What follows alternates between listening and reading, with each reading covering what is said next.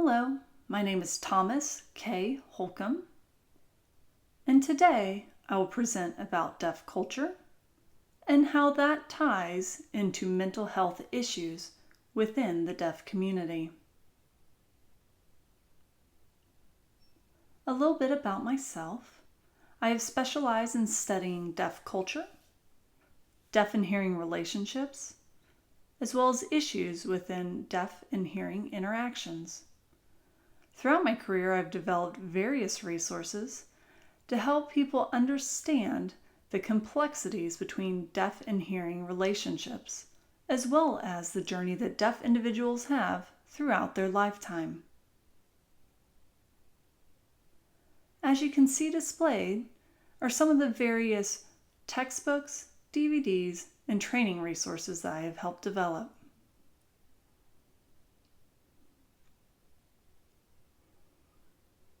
My presentation today will come from my most recent work, which is a book by the name of Introduction to American Deaf Culture. This was published by Oxford University Press and disseminated in 2013. This text explains various aspects of deaf culture and the deaf experience, and the purpose is to help readers better understand the lives of deaf individuals.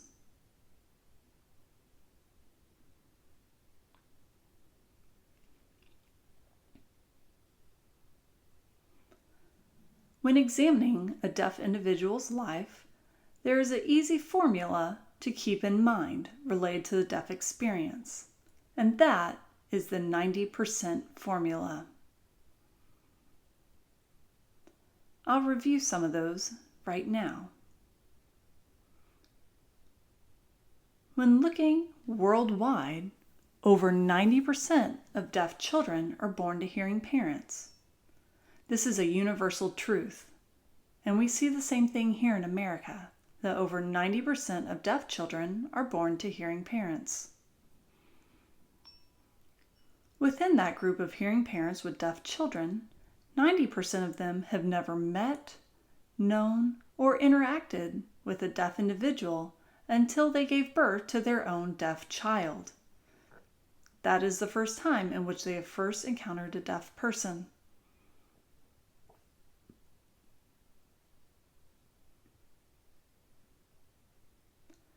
"90% of the deaf children born to hearing parents will encounter communication difficulties. This is due to parents not learning sign language and not having effective communication at home. Therefore, 90% of deaf children encounter extreme communication challenges even with their own parents.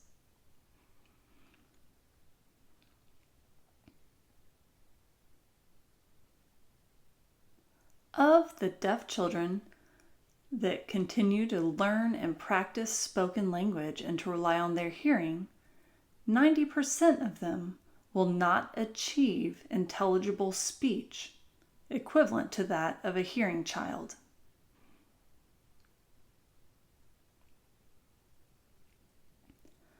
"90% of deaf children will not graduate on grade level.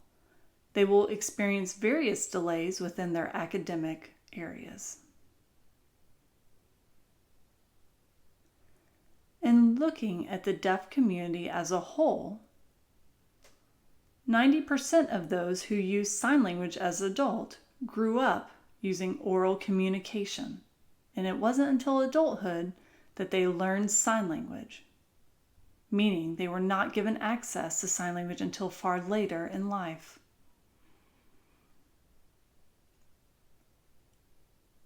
Today, 90% of deaf children go to mainstream education in a public school. They do not have experience or an environment in a language and cultural rich model of a residential deaf program. 90% of children that are deaf do not receive that type of education.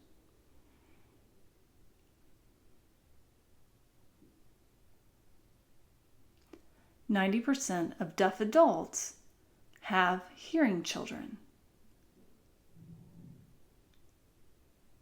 That means the majority of deaf individuals have hearing children, which provides its own type of challenges. So keep in mind that 90% formula, which means there is quite a bit of shared experiences within the deaf community, with some slight variances. With all of that information that I just presented to you in mind, there are several considerations.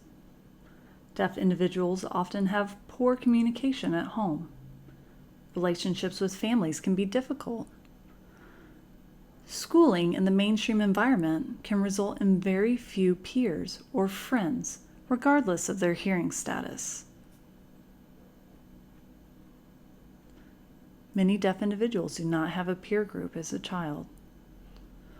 Likewise, having access to role models or deaf adults who are successful is a rarity. Many do not have access to role models. Whereas other children may grow up having aspirations of a good life, knowing that they can do well and be successful, many deaf children struggle. Individuals who are deaf struggle to understand what does it mean to be deaf in an otherwise hearing world.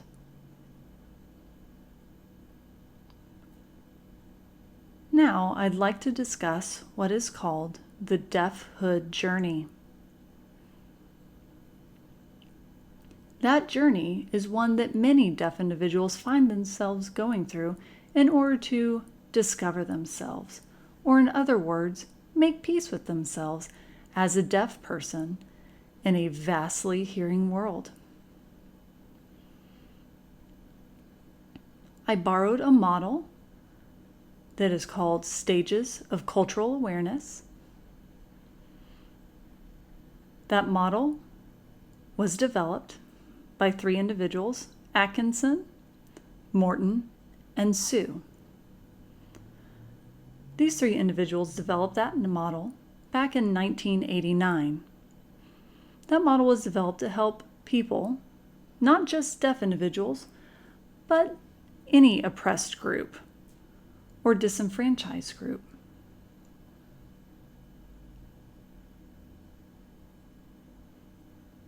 They discovered many commonalities and patterns amongst these oppressed or disenfranchised groups that struggled to find peace with themselves about who they were. In that particular journey, in which they reached the endpoint of comfort in their identity as a member of that particular community. In looking over that model, which has 5 stages, I could see how it could easily apply to the deaf experience, because deaf individuals are also members of a disenfranchised group or an oppressed group. They have many parallels in their experiences as shared with this model.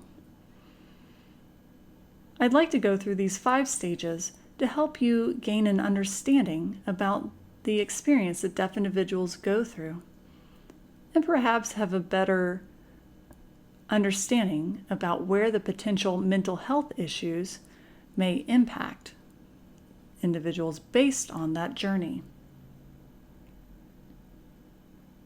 As I mentioned, there are 5 stages, and I'll go ahead and let you know all 5 stages now, and then I'll expand upon each of those stages. The 5 stages are as follows. The first stage is the conformity stage, in which the individual follows the dominant or majority group. The second stage is the dissonant stage. This is the stage in which a new idea or new experience, new information, or perhaps a new understanding presents itself. The third stage is the resistance and immersion stage.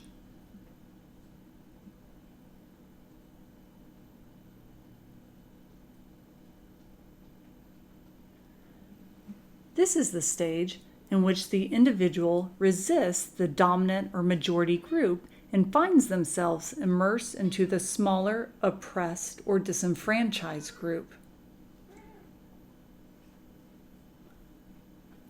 The fourth stage is the introspection stage. This is when the individual begins to do some self-reflection about who they are in terms of their identity and their community. The final and fifth stage is the awareness stage. This is the state in which the individual finds themselves in a comfortable position for who they are and how they relate to the world and the dominant group around them, and also how they relate to the smaller group and having an understanding between the two communities and making peace with themselves and able to continue on with life. Those 5 stages really help us understand that journey, and the goal is to go through each stage and arrive eventually at the awareness stage, in which that person finds himself in a contented, healthy identity and a comfortable life with who they are, regardless of being different from the dominant or majority group.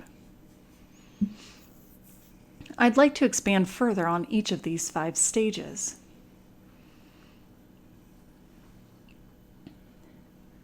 The conformity stage, as I mentioned, is the stage when the person accepts the beliefs, the values, and the view of the majority group on the minority or disenfranchised group.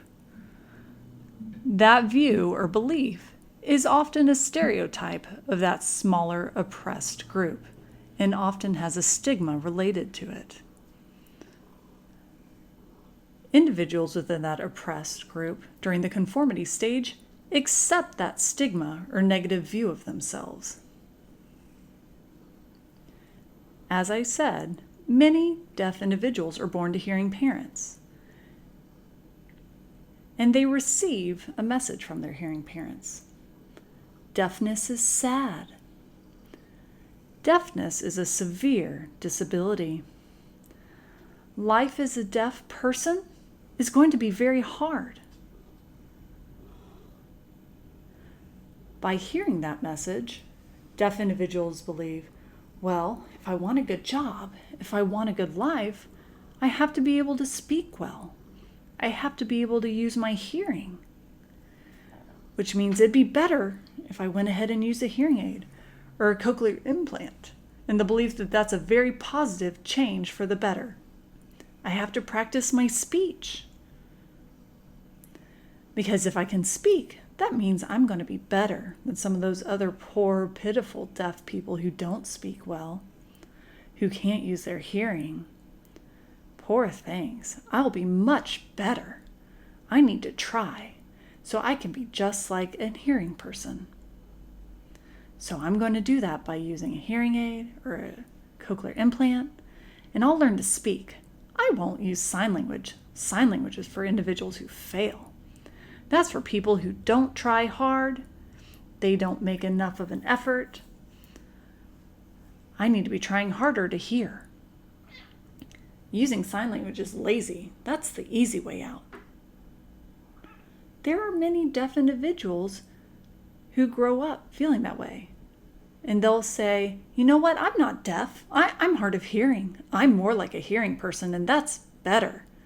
Oh, those poor deaf kids who are stuck in a school, or those who have to rely on an interpreter.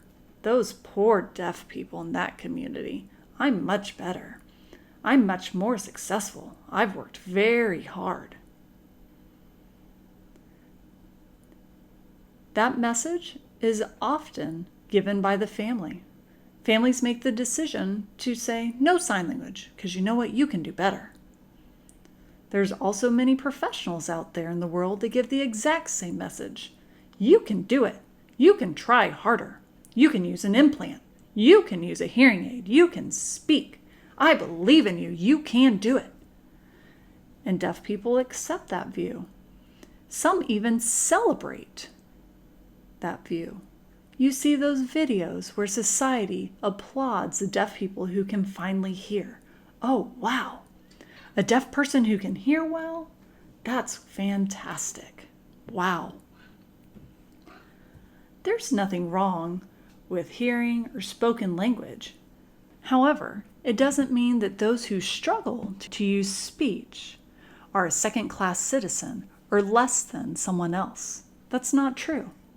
But there are many deaf individuals that grow up with that belief, and they experience that throughout their lifetime, being told that deafness is not desirable, that if you want to have a better life, you should pursue spoken language and using their hearing. There are some deaf individuals who are accomplished in their speech, and they do quite well. And I'm not arguing that. I'm more focused on the individuals who struggle, those who feel that they're not successful because they don't do well at that something's missing in their life. And the group of individuals that experience that is quite large. And in that part of their journey, they're still in the conformity stage. The next stage is the dissonant stage. And that's the first time in which an individual, whether it be they see or learn of a situation, it may be a person or a place, in which they realize that being deaf is not necessarily a bad thing. That deafness is not necessarily horrible. That perhaps a person who is deaf may even be able to have a good life. Another example may be a deaf child watching a TV show, and perhaps they see a deaf character in a particular show. The individual may be deaf, they don't speak at all, and they're working as an attorney. The deaf child is puzzled by this, because all along they've been told if they don't speak and they don't hear, they can't be successful, and they have a poor education, and their options are very few. However, they witness seeing this deaf attorney on television, and there's suddenly a conflict in their way of thinking. They start to consider for the first time that perhaps the information and message they've been receiving is wrong. Another situation may be perhaps a deaf child meets someone such as myself. Maybe it's in a meeting or what have you. And so I would introduce myself, hey, I'm Tom. And they'd say, you have a Ph.D.? Well, yes, I do have a Ph.D. I have a college degree. They may ask, well, where's your hearing aid? I don't have a hearing aid. Well, what about a cochlear implant? But I don't have an implant. And they think to themselves, well, how? You don't hear? But you're able to get good education? But wait, you have to. How could you understand information?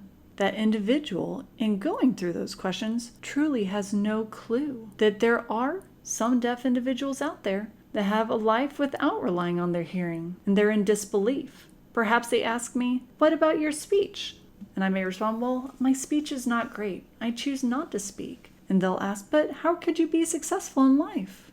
And I'd be able to tell them, well, there's other ways to communicate, whether it be through an interpreter or writing, even over email. I may be different, but it's never been a problem. And the person may be in awe because their whole life they've been told if you don't speak well, if you can't use your hearing, no one will hire you. You won't have a good life. And they may say, oh, you're probably limited in your work. You can only work at a deaf school because of that. You could only work at Gallaudet University. And I'd be able to say, no, I work at a regular public college. And they would say, but how is that possible? And I'd let them know the college accommodates me and I'm able to do my job. I may even be one of the best instructors at that university. I think it doesn't matter regardless. And the person finds themselves in shock. They would have never known that they could have had that sort of path rather than the one that they're on. Worst of all, they may see me and realize that I'm a happy individual. And yes, I am happy. I have a happy marriage. I own a home. I've traveled quite a bit. I have a very good life. And an individual in that second stage may look at me and wonder how. There are so many deaf individuals out there that struggle. As I explained before, they may have had very few peers. Their friendships may have been lacking. They may not have had much dating experience. They don't have much hope. And so they may see me as a deaf individual with a good life, and they may start thinking to themselves, perhaps the belief of the bigger system that I've had is incorrect. The message I've received from my parents, my family, professionals, school may have not been accurate. They may realize that it's time to start doing something different. They may need to do something to improve their life. And again, I'm not saying this applies to all deaf individuals. Not everyone grows up like that, but there are many that experience quite the struggle. Again, that's the dissonant stage, that realization due to new information, a new experience, and a new understanding of what the possibilities are as a deaf person. For some deaf individuals, that new experience may be cast aside and they may continue to conform to the beliefs of the dominant group. It may be a long time before they even consider a change may be necessary in their life. For others, with their first experience and first exposure, they want an immediate change. They don't want to continue life as they've known it. They don't want to continue living a lie. This leads us into the third stage, called resistance and immersion.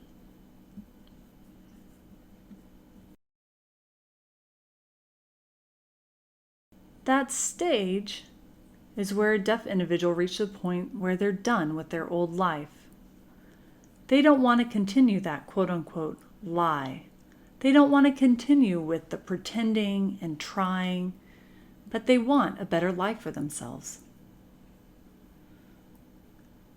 Their resistance means that they stop their old way of thinking, their former beliefs. Some may even throw away their hearing aids and decide, I'm done with using a hearing aid. Some may stop using speech altogether and say, I'm tired of talking. I have tried and tried and tried to conform to a hearing world. I'm done. Their parents, their family, and their school start to be challenged by the deaf individuals. They may tell them, you must use your voice. You must use a hearing aid in school. They will say no and refuse to do so. Some may ask them and they'll say, I've met others, like myself, perhaps even like me, Tom. Or, hey, I saw a deaf character on a television show and I want to be like that. I want to be happy. I want to have a comfortable life. I am done with struggling. That is the resistance part of this stage. The second part is the immersion. They find themselves immersed with other individuals like themselves as much as possible. That means being a part of the deaf community and searching for those deaf individuals, deaf friends, deaf role models, and wanting to have that culturally deaf experience as much as possible. For some, that may be changing their schools. They may decide that they don't want to be alone anymore in school. They don't want to be in a mainstream environment. Others may decide they want to be in a deaf program or a residential school for the deaf, perhaps even a university that specializes in deafness. Total immersion within the community. Amongst those 5 stages, oftentimes people will refer to this third stage as coming out of the closet, so to speak. Others call it the anger stage. They are done. They come out. I will be as deaf as possible. I will be this as possible, whatever the term may be. I am done pretending to be something different, something other than myself. Deaf individuals that reach this stage often are very angry. They become very involved within the community and become very resistant.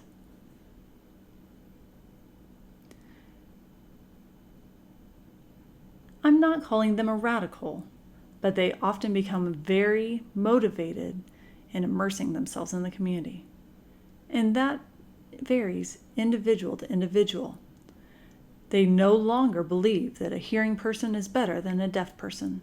They find themselves feeling proud of their deafness and fully immerse themselves into the deaf culture. That eventually leads to the next stage, the 4th stage, which is introspection. During that stage, that person begins to reassess what it means to be deaf. Perhaps during their bout of anger, they realize that they're not getting anywhere with those angry feelings. They could be very mad at the world. They could be mad at their parents, mad at school. But over time, they realize that perhaps their parents were just simply trying their best. Perhaps their parents didn't know better. Perhaps their parents simply accepted advice that they received from professionals that happened to not be the best choice for them. It doesn't mean that their parents do not love them. They begin considering forgiveness. They begin considering that perhaps casting out the hearing members of my family are good people. There are many people out there who simply don't know. In fact, quite the opposite. Many hearing people are excellent allies of the deaf community. It's not black and white or hearing and deaf. That individual during the fourth stage begins to reflect on that and think about how they fit as a deaf individual in a greater hearing society. They begin dealing with their anger, their frustrations, and also considering that perhaps fully immersing themselves into the deaf community is not the best decision. They begin meeting new role models during this stage.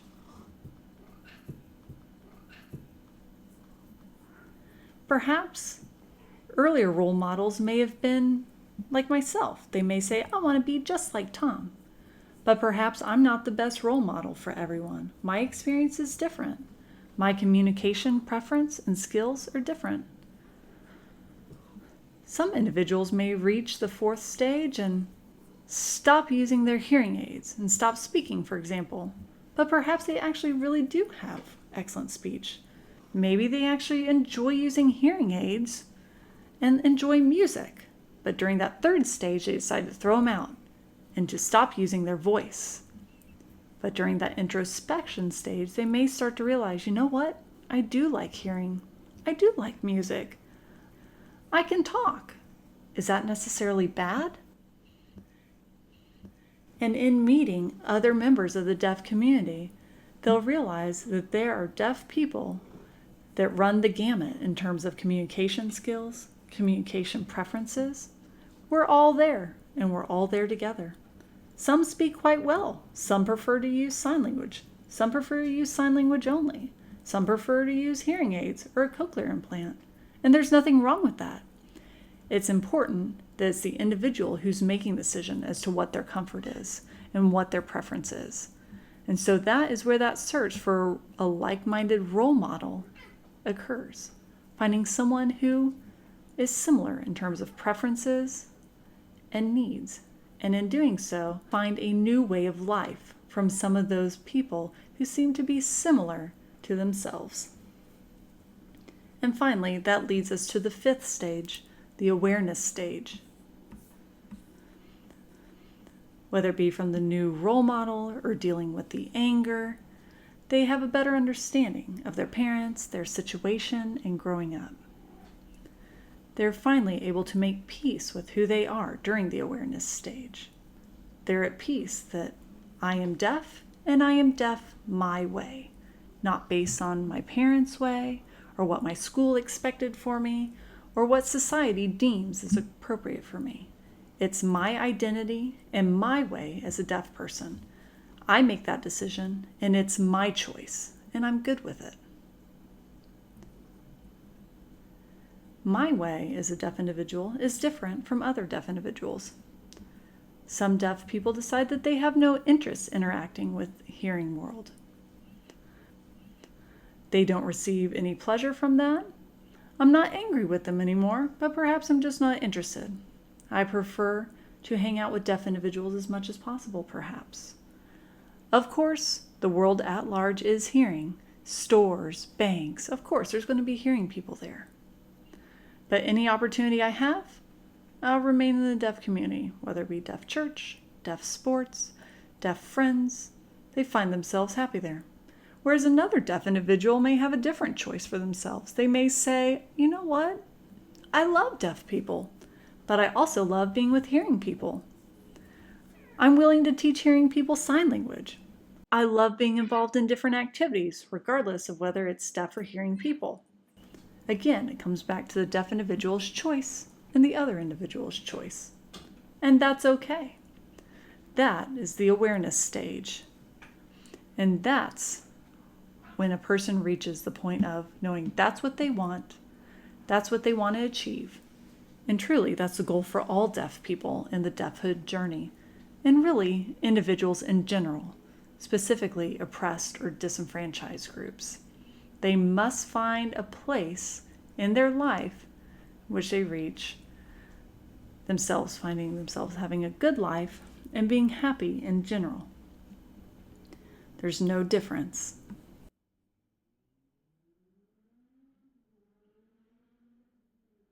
That journey for some deaf individuals is not difficult. They go through each stage quite easily.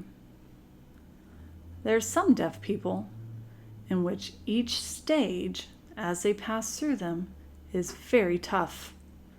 It is long, it is painful, it is arduous, it is a struggle. There are many deaf people that never reach all the way to the 5th stage of awareness. Perhaps they don't have the tools or the opportunities, or simply don't know how. They could be stuck in any one of these stages, and they find themselves with an ongoing struggle in trying to find peace in themselves, having full awareness of what the possibilities of life are.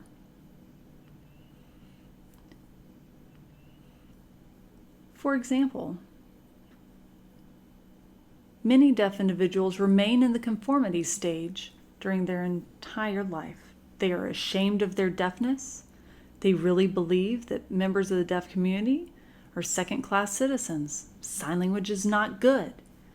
Oh, they use sign language because they're not brighter. They're lazy. They truly believe themselves to be better than those deaf people. And they hold that belief for the remainder of their life, some unto their death. Others spend years upon years in that stage before finally gaining an understanding that deafness doesn't mean that's the end of the world, nor is it horrible. Others find themselves in the dissonant stage. They find themselves surprised every time they meet a successful deaf individual, and they just can't seem to understand how someone is successful without hearing aids or spoken language. The deaf individual can be successful, and they find themselves impressed each time. But it's a shock. Really? What? Deaf people can do what? They may meet a deaf person and just be in complete awe each time. They have a hard time understanding and really finding a shift in their thoughts. For some, it can be quite some time before they reach that stage of dissonance, and it can be painful. A lot of reflection happening during that time. Others move themselves into resistance, and they find themselves very angry. They are unable to forgive their parents. They're unable to forgive their school for what they've done to them. Some never fully resolve that anger. They continue to hold a grudge and to be against certain groups, whether it be their family, school, or hearing society. They don't trust hearing people. They don't like hearing people. And they prefer to be part of the deaf world only, as much as possible. And it's solely out of anger, out of disgust, and out of frustration with their life up until that point. And they felt they didn't deserve that. Some remain angry until they die.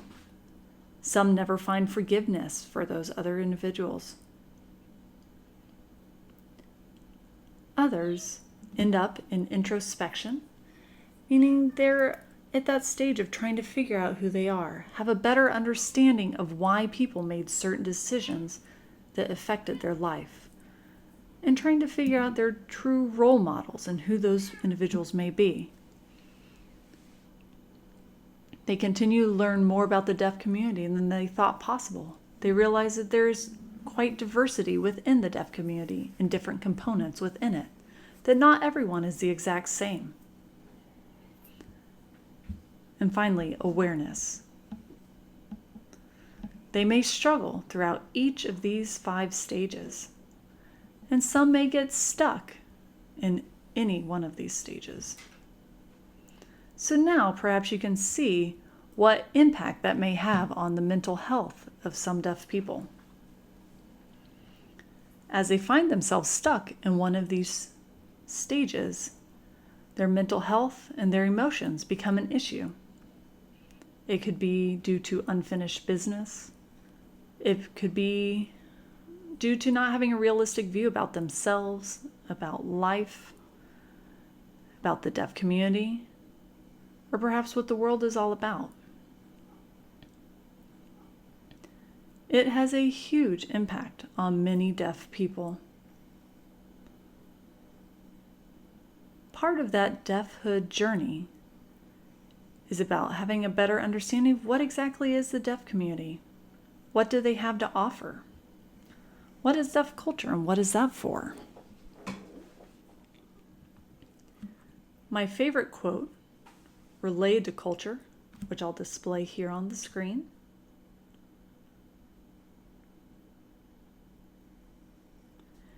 access to historically created solutions for good living. If we were to investigate various cultures across the globe, we would see many types of living, many approaches to life that may be considered better.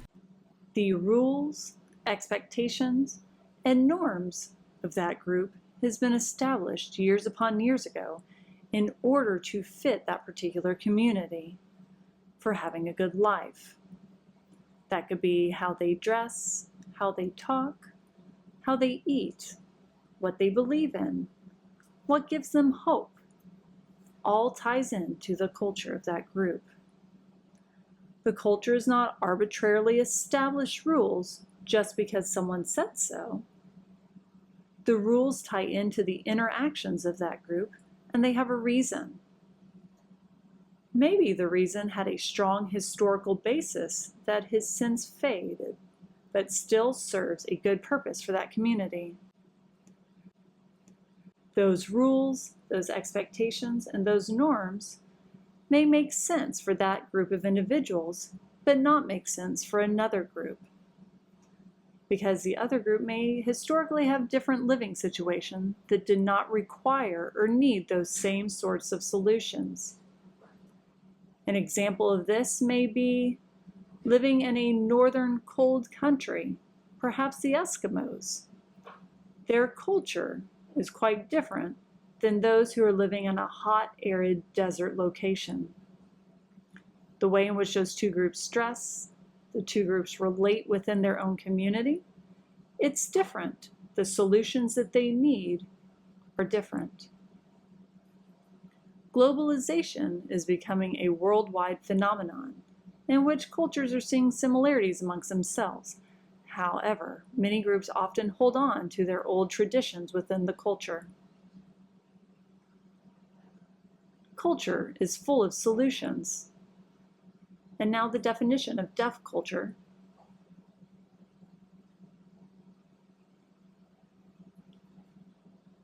Access to historically created solutions for good living as a deaf person in a predominantly hearing world. Deaf people today struggle with the same sort of issues that they did hundreds of years ago. That part of that is due to 90% of their parents being hearing, lack of communication.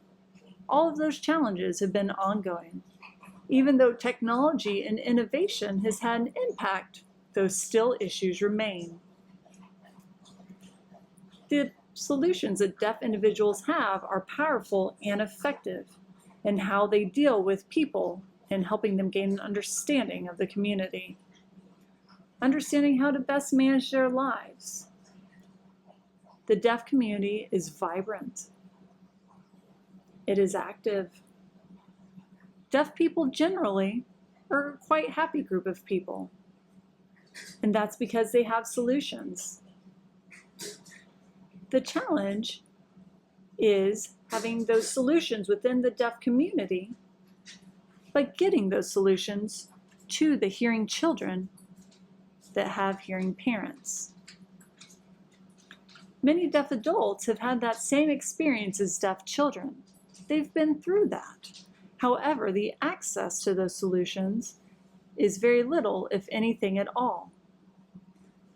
By not having access to those solutions, or deaf culture causes many deaf children to experience emotional and mental health challenges. This doesn't apply to all, but many do experience that. I want to give you a few examples of those challenges that I mentioned, and perhaps will allow you to have a greater appreciation for the life of a deaf person, and perhaps have a better understanding of why emotional and mental health issues have become prevalent amongst deaf people. I want to be clear that it's not because of the deafness or because of deaf culture. It's because of the lack of access of those solutions that exist within deaf culture that would be able to help deaf people move forward with a happy life, give them hope, give them role models. And now I'd like to give you a few examples. We talked about those 5 stages recently. One of my favorite stories is related to a person that found themselves in the resistance and immersion stage. And the things that they were doing during that time really fascinated me. People often react horrified about why that person is so angry or so radical seeming. But that was their time of self-discovery, of coming out as a deaf person.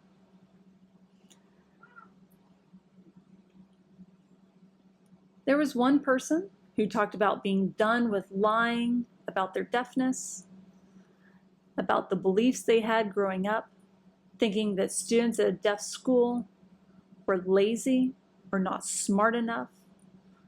They were done with using hearing aids and spoken language. They had always refused to sign.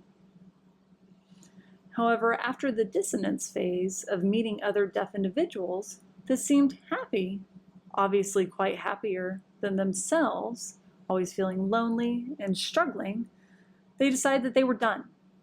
And they wanted to have that same experience. That person learned about Gallaudet University, which they had never heard of before. No one had ever told them. It was like a long-kept secret. So when he graduated, he went off to Gallaudet University, and he wanted to be with other deaf individuals only. There would be no hearing people there, and he was so excited. He flushed his hearing aids down the toilet and said, "I am starting my new life as a deaf person. Gallaudet University, they absolutely forbid using hearing aids, right? Spoken language will never be used there because Gallaudet forbids speaking." And me at that time, I love music. But I'm going to sell it. I can't have all these speakers in my room because Gallaudet University would never allow that to happen either. Imagine that person's shock when they got to Gallaudet University. Gallaudet is probably one of the loudest places on earth. The students love music with loud speakers. They party on Friday and Saturday nights with big subwoofers. Many students there have hearing aids on. Many use cochlear implants. Some speak quite well. And that person found himself completely surprised because all their life he was told, people who go to Gallaudet or people who go to a deaf school have no appreciation for music.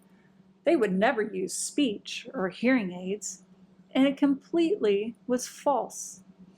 Deaf schools, Gallaudet, and other places have a wide range of deaf individuals, and really, it doesn't matter. That's the important point to drive home. It doesn't matter. If you can talk, great. If you can't talk, great. If you like to use hearing aids, great. If you don't, great. Within deaf culture, it doesn't matter. It doesn't make you better or less than as a person.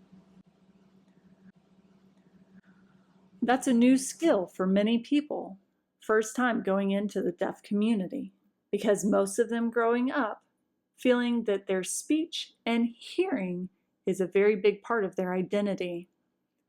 And a place like Gallaudet, or really any deaf community, really they don't care.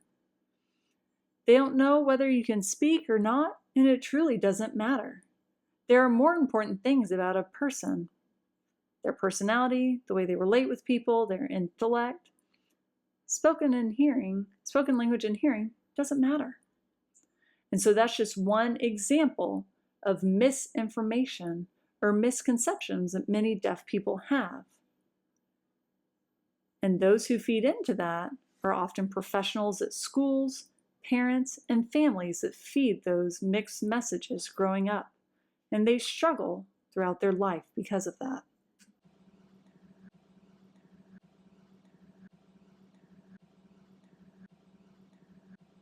I used to work at NTID, National Technical Institute for the Deaf, in Rochester, New York, at Rochester Institute of Technology.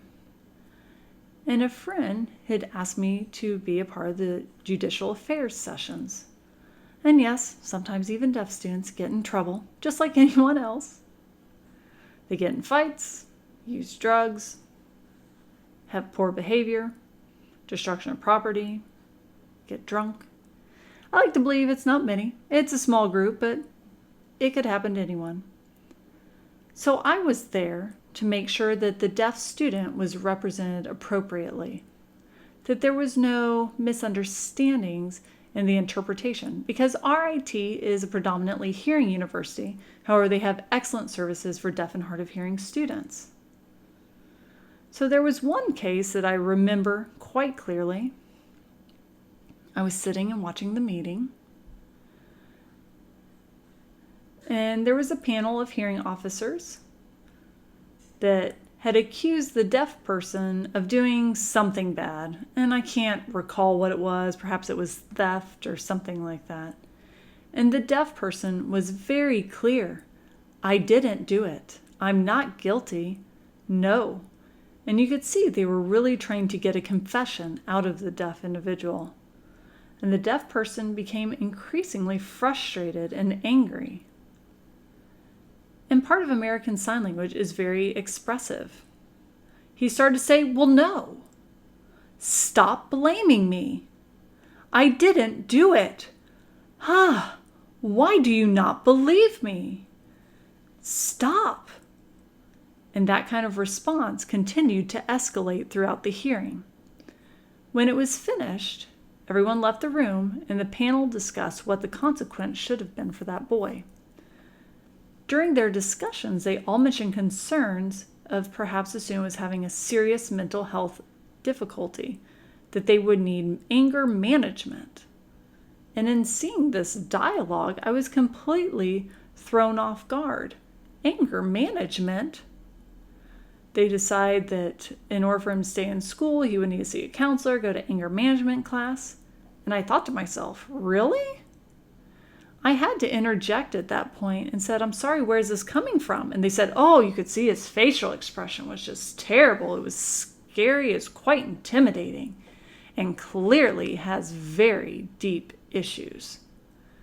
And I said, no, he was strictly denying the accusation made against him. ASL is very expressive, very visual, and it is an expressive language, and that was an appropriate way for him to express himself. And the panel said, no. And they'd say most hearing students in that same situation would remain calm, they would respond, and never have such an outburst. And I told them this was not an outburst. This was strictly a response in sign language that include facial expression. If I had not been there that day, that student would have had to attend hours of counseling as well as anger management classes, when in all reality, he didn't need that. So I could think to myself, how many deaf people out there are being misdiagnosed based on the assumption of their mental status that is perhaps not accurate? And that diagnosis being brought by those who have no understanding of deaf culture or of American Sign Language or even the deaf experience. Perhaps many hearing students are more familiar with the court system. Perhaps they hear from friends. They learn about how to behave in that particular situation. Whereas deaf students don't often have the same type of interactions or incidental learning with family.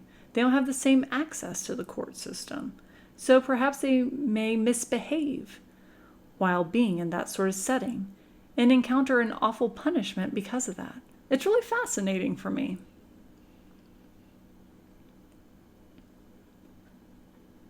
Another story I'd like to share, which is one that is far more common, is that deaf children believe that they will die young.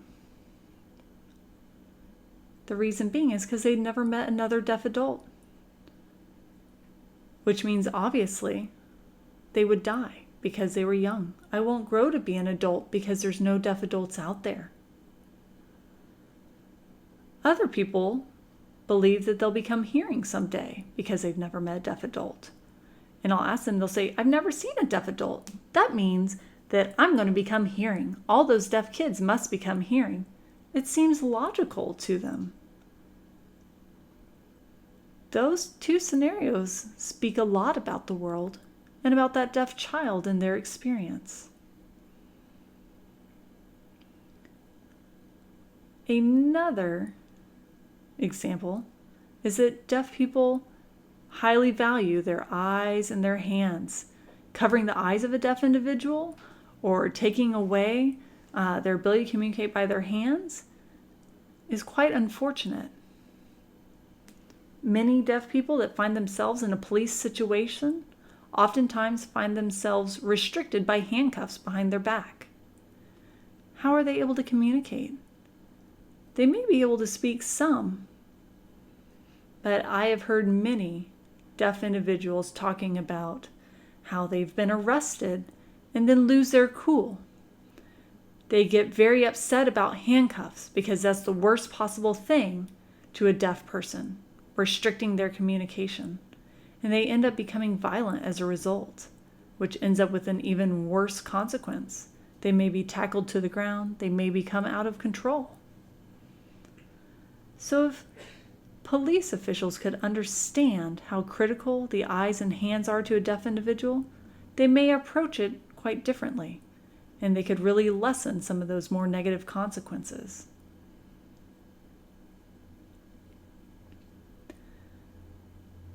Many deaf individuals feel that they have not been treated fairly due to situations such as that. I have two final points I'd like to make. Some deaf people may appear paranoid or suspicious, maybe even have strange behavior. But for anyone, whether they're hearing or deaf, if they're in a room full of people, perhaps speaking a different language that they don't understand or have access to, people looking at you, perhaps laughing, appear to be joking, you can't help but wonder, are those people talking about me? They begin to worry about what they're talking about. What are they laughing about? And they develop a paranoia or a suspicion of people because they don't understand fully, or they don't understand anything about what the conversation is happening around them. So you may consider that paranoia is very bizarre within a deaf individual. However, I find it to be quite a natural response after having many years of similar experiences. They're denied access between what's being discussed around them and what's being talked about. That's not a pleasant experience.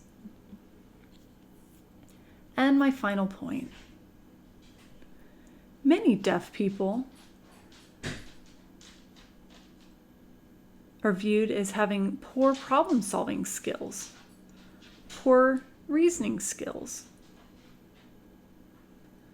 Again, you have to look at the overall experience of deaf people. That opportunity for incidental learning that's afforded to hearing children is different. Seeing their parents argue and solve problems, being able to communicate with their brothers and sisters or cousins and solving problems, arguing with other kids on the playground and solving problems, learning how police matters are handled and how individuals are arrested and talked to.